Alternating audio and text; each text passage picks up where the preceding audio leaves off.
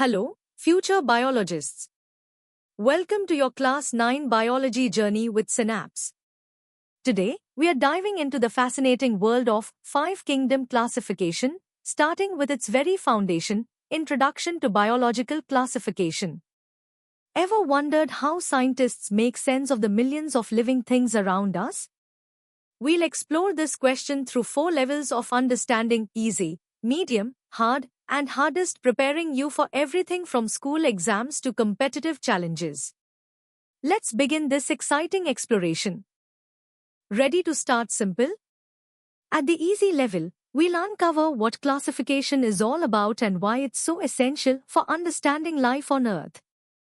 Imagine trying to find a specific book in a library where all books are just thrown together without any order.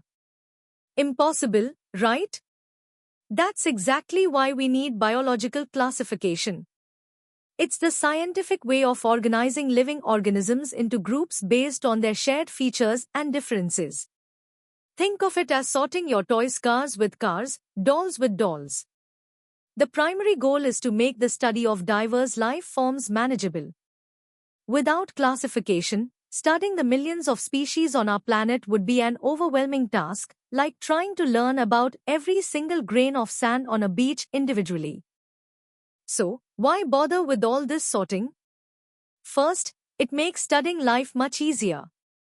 Instead of memorizing every single organism, we can learn about groups that share similar characteristics. Second, it helps us identify new species we discover. By comparing a new organism to existing groups, we can understand where it fits in. For example, if you find a new creature that lays eggs, has feathers, and can fly, you'd likely classify it as a bird, even if it looks a bit different. This simple grouping helps us appreciate the incredible variety of life and understand their basic traits. Time to test your understanding. Think about these questions. What is the primary purpose of biological classification? Why would studying individual organisms without classification be difficult? And if you found a new animal, how would classification help you understand it? Pause the video, think, and jot down your answers. Now, let's deepen our understanding. At the medium level, we'll explore the historical roots of classification and meet the brilliant minds who shaped it. The importance of classification extends far beyond just sorting.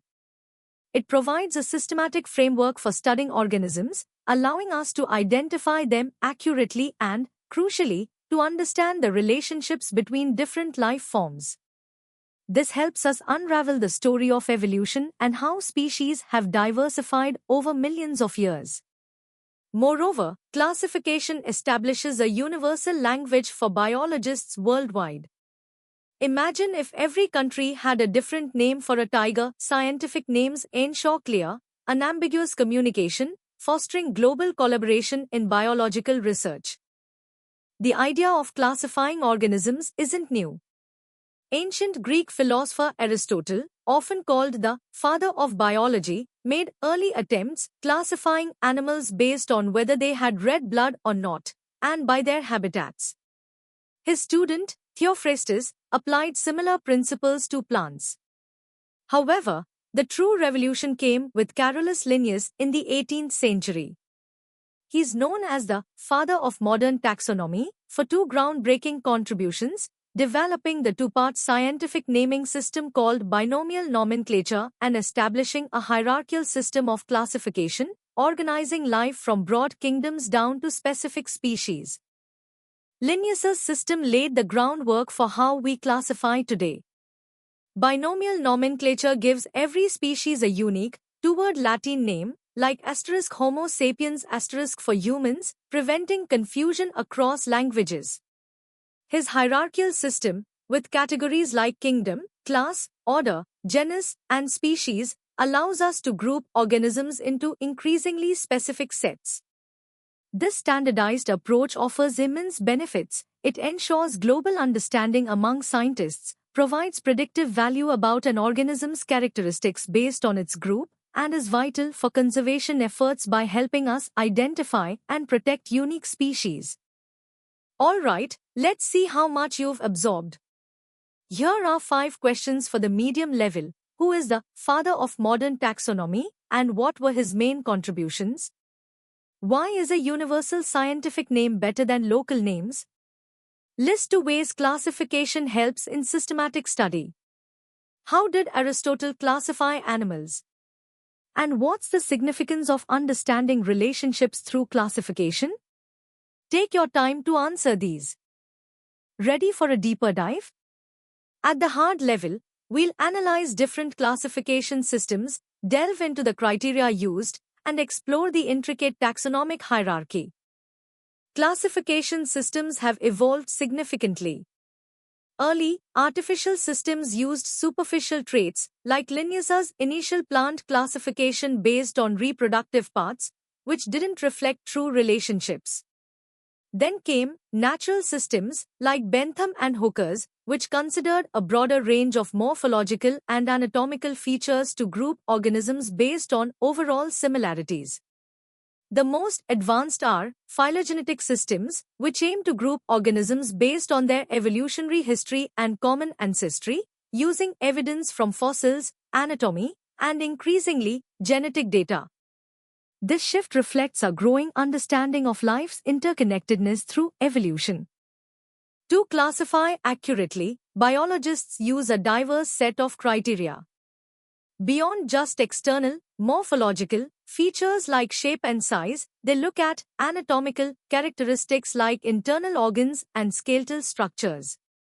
Cytological features, such as cell structure and chromosome number, provide microscopic insights.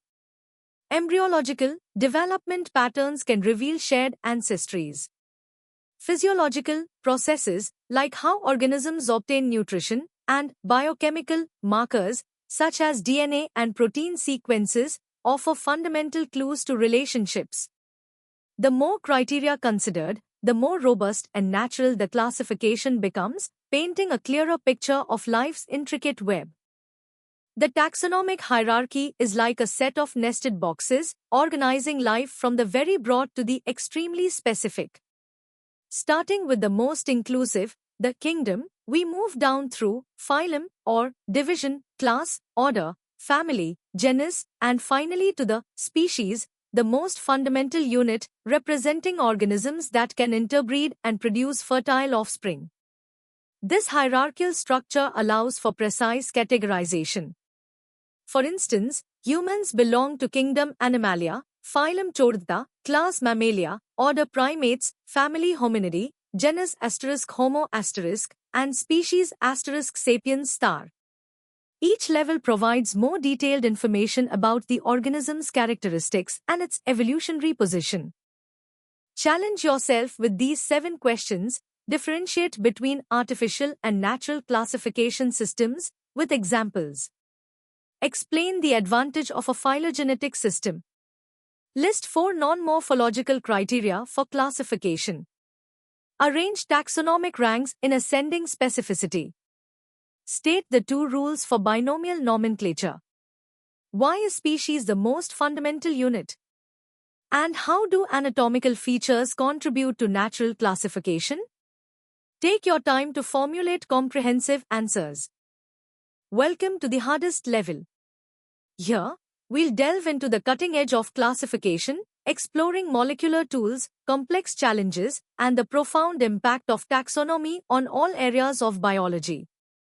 The evolution of classification systems mirrors the advancement of scientific thought itself. From Aristotle's empirical observations, through Linnaeus's morphological systematization, to natural systems seeking broader affinities, the quest has always been to better understand life's order. Darwin's theory of evolution fundamentally shifted this, leading to phylogenetic systems that aim to reflect true evolutionary history. This modern approach is less about just grouping by similarity and more about tracing lineages, understanding common ancestry, and recognizing the dynamic, ever-changing nature of life on Earth. It's a continuous process of refinement, driven by new data and conceptual breakthroughs. Modern classification relies heavily on sophisticated tools.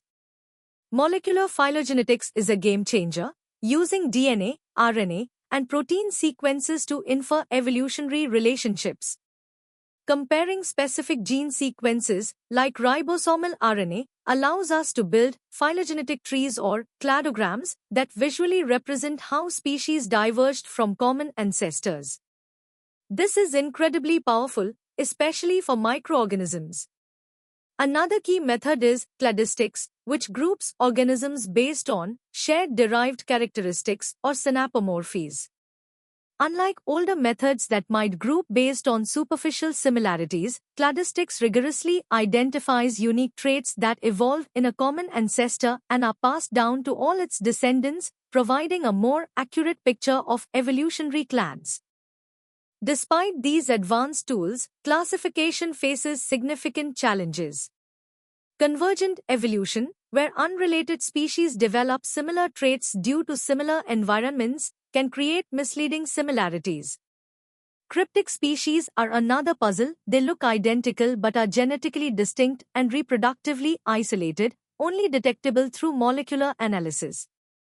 In prokaryotes, horizontal gene transfer, the exchange of genetic material between unrelated organisms, complicates tracing clear lineages. Furthermore, defining a species itself remains a contentious debate, with different concepts having strengths and weaknesses. These complexities underscore that classification is not a fixed dogma, but a dynamic, evolving field, constantly refined by new discoveries and technological advancements, pushing the boundaries of our understanding of biodiversity. The impact of robust biological classification is far-reaching. It forms the bedrock for understanding Earth's biodiversity, enabling us to catalog, study, and appreciate the vast array of life. In applied biology, it's crucial for agriculture, helping identify pest-resistant crops, in medicine, for classifying pathogens to combat diseases effectively, and in biotechnology, for discovering organisms with valuable genetic resources. For evolutionary biology, it provides the framework to study speciation and evolutionary patterns. In ecological studies, it helps understand ecosystem structures and functions.